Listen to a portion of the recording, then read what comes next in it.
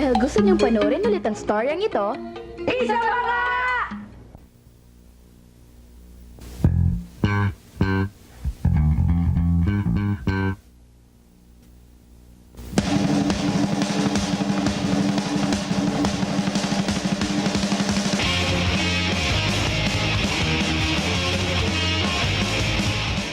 Maniniwala ba kayo?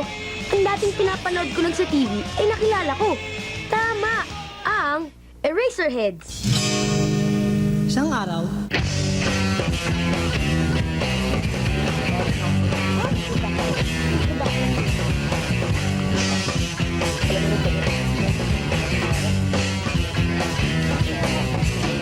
Paano kayo nagkakilala kayo? Gusto mo?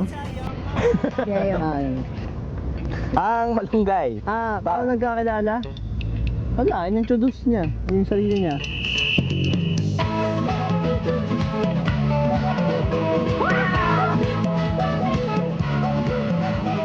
Hindi, dormmates kami. Dormmates pala kami nun. Tapos naghahanap ako ng kabanda nun kasi may banda ako nun. Tapos iniwan ako ng kabanda ko.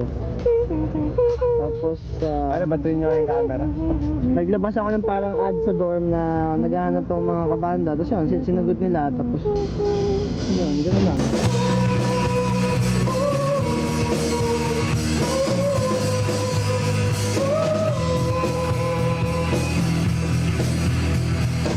At naging banda nga sila. Si Kuya Buddy sa bass, si Kuya Raymond sa drums, si Kuya Marco sa gitara, at si Kuya Eli sa gitara at vocal.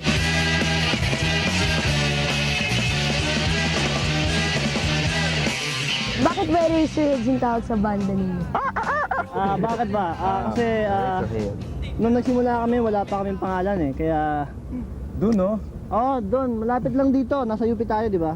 Yung malapit doon kami nagkita-kita. At nung first concert namin dito sa UP rin, nagmamadali kami maghanap ng pangalan kasi wala pa. Kasi tatawagan na kami, tututog na kami. May dalang magazine yung kasama namin.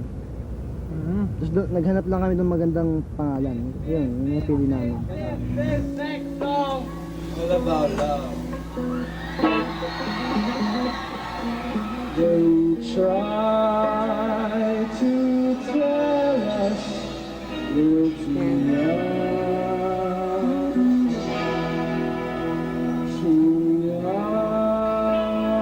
to really love.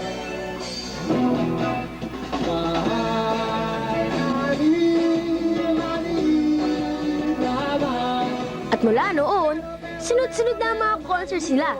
Pero alam niyo bang nahirapan din sila sa simula? Medyo mahirap kasi pera. Unang-unang mahirap lang kami. Yun. Una. Nanghihiram lang kami ng instrumento kasi estudyante lang kami, tapos nakadon kami. Tapos pag nag-concert ka, hindi ka naman binabayaran. Minsan nga, ikaw pa magbabayad. Ikaw pa magbabayad ng pamasahe mo, ng pangpalit ng strings na naputol mo. Yung gitara ni Kuya Marcus, binili niya lang sa saan yun pa? Sa round. Sa round. Yung gitara ni Kuya Eli, Second second hand.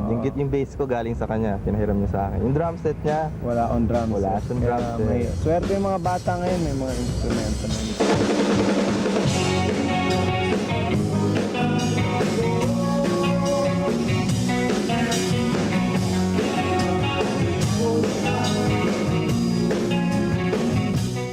Pero kahit na nahirapan sila, okay lang.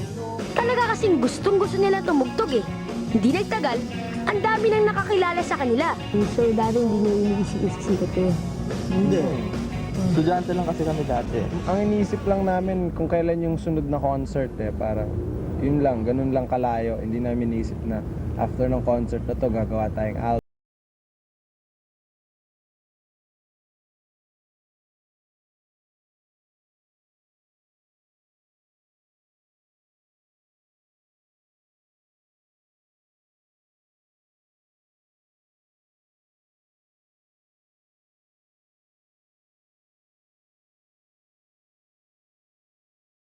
Hindi lang sila sa Maynila nagtatanghal ng konsyerto Last week galing kami Oo, may pinunta kami sa Mindanao. Ang layo, grabe. Para Sa totoo pala yung Lanao. Mindanao.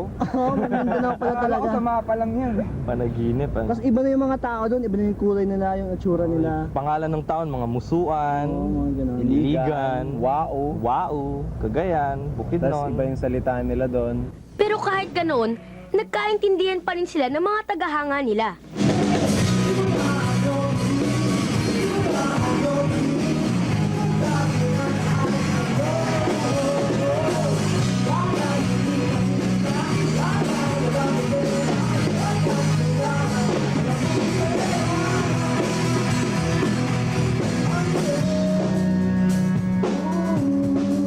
Tsaka may mga tapes sila eh.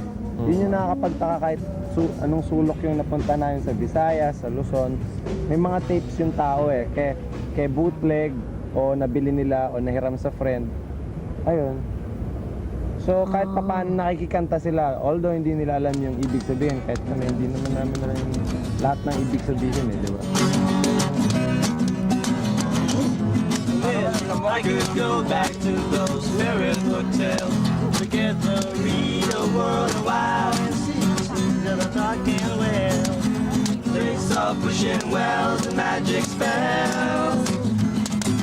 They saw fishing wells and magic spells.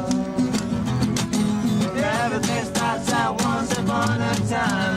Like a man's out the ever radical. Oh, yeah, yeah. I can do that. Bukod sa pagkanta tsaka sa sa pagtugtog ng pagkanta, saka pagtugtog ng instrumento, ano pa yung mga gusto ng bata pa? Marunong kami mag-breakdance. Dahil nung bata kami, mahilig din kami sa, yun ang mga Sa usual na cartoons. Yung hilig namin yun, yung mga robots. ngayon, mga Podcast 5, gano'n. Hanggang ngayon, yung Hanggang Sega ngayon, kasama yung namin pag-ibig sa namin. pag nag-tour kami sa buong Pilipinas.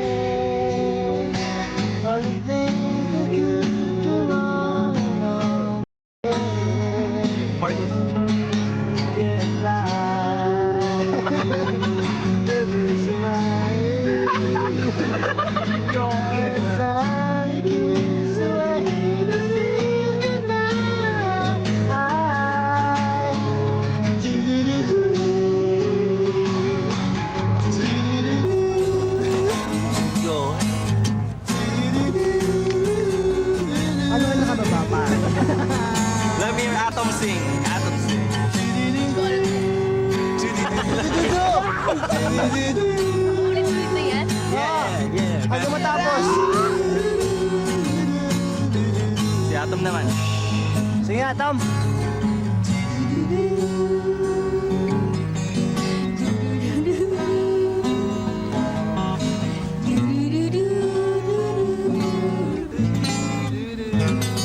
Let me hear you singing.